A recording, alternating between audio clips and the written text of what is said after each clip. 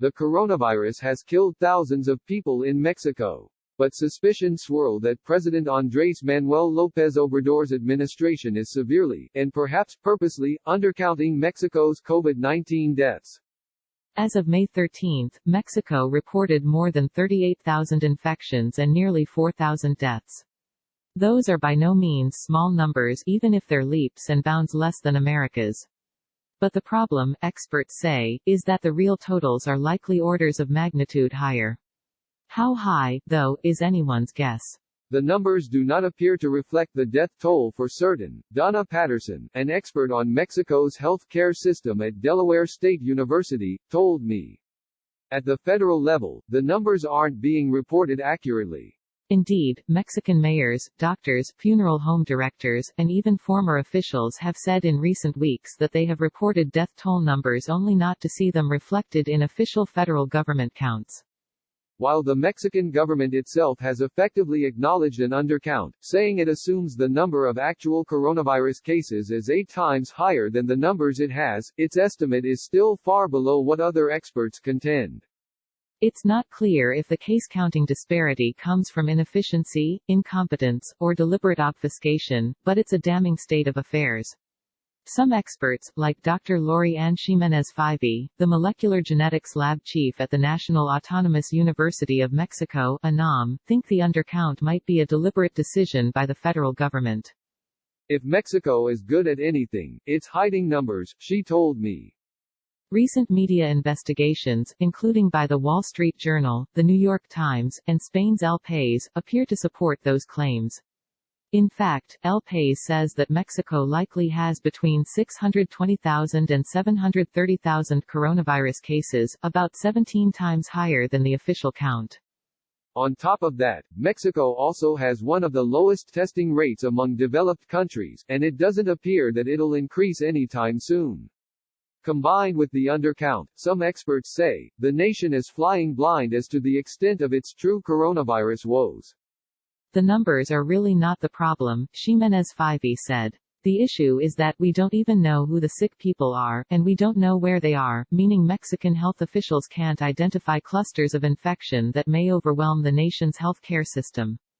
It's also not good news for North America in general. The U.S. has a major crisis of its own, with roughly 1.3 million cases and more than 80,000 deaths as of May 13. Having a southern neighbor with similar issues will only make the disease in both countries, and throughout Central America, harder to quash.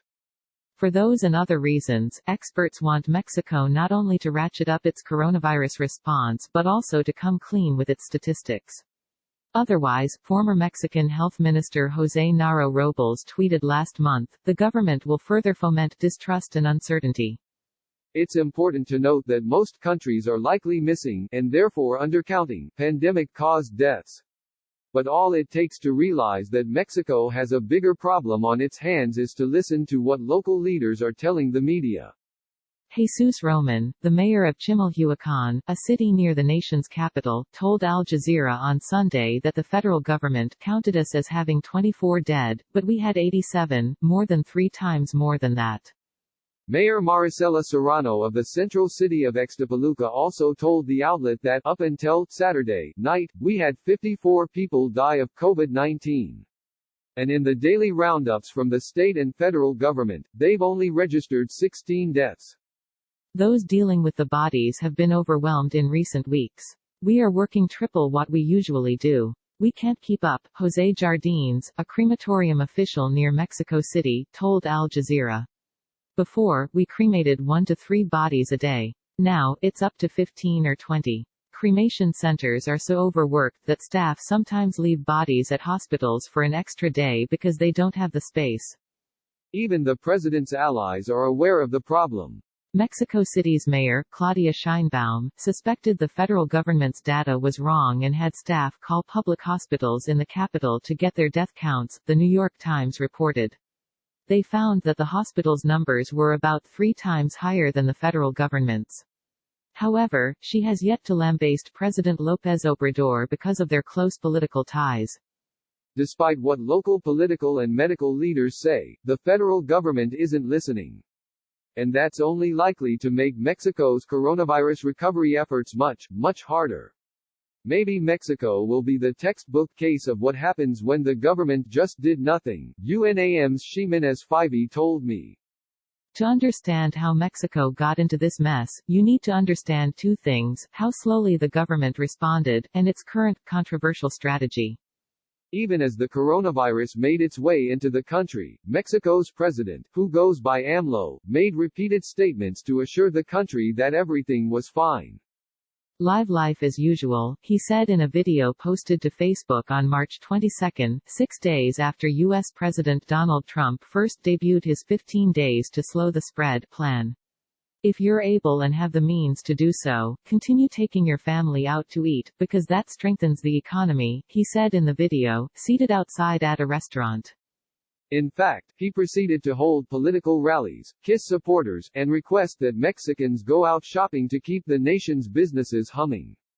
Only 250 cases had been reported by the end of March.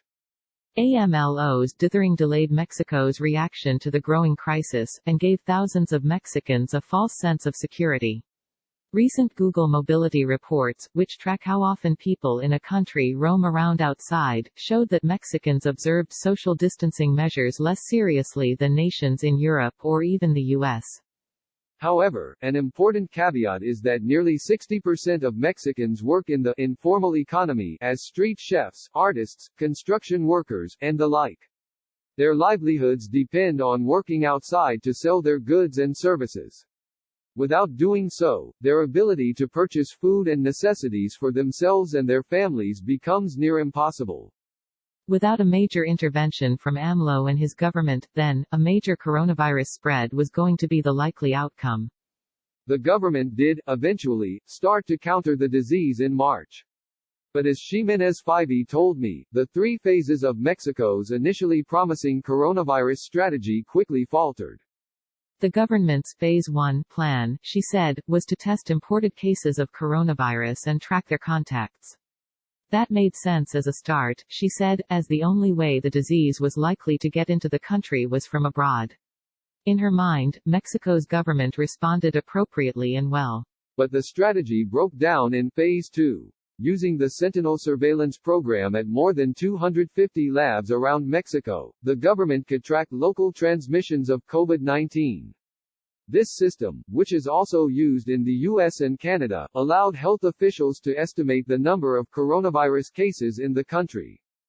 That's all well and good, but the problem is the government had no idea who, exactly, these people were, if they were symptomatic, or if they were isolating.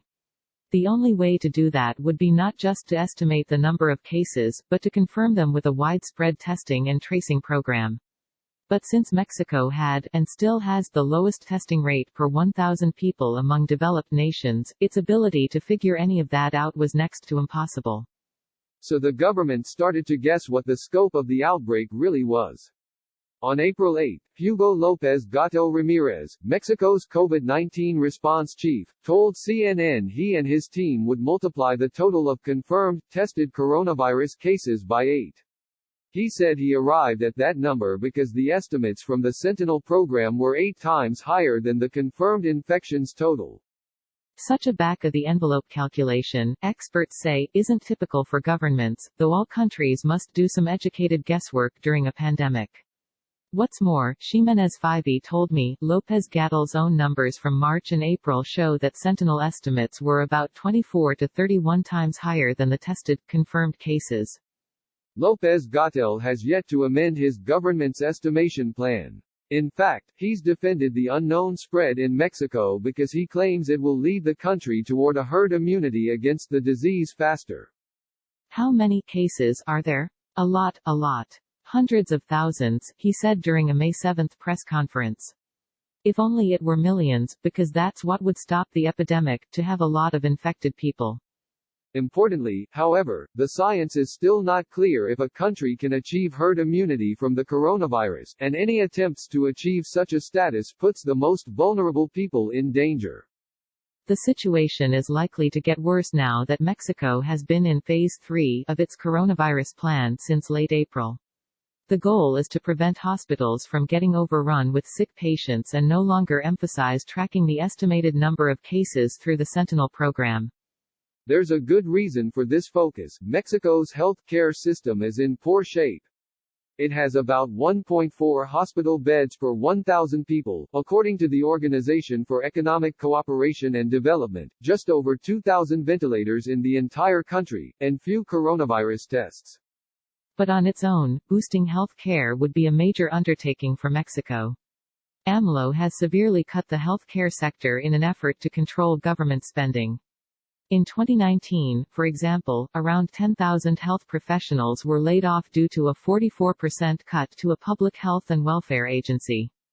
That's led to delays in surgeries for children, reductions in staff, and cancellations of many forms of treatments for patients.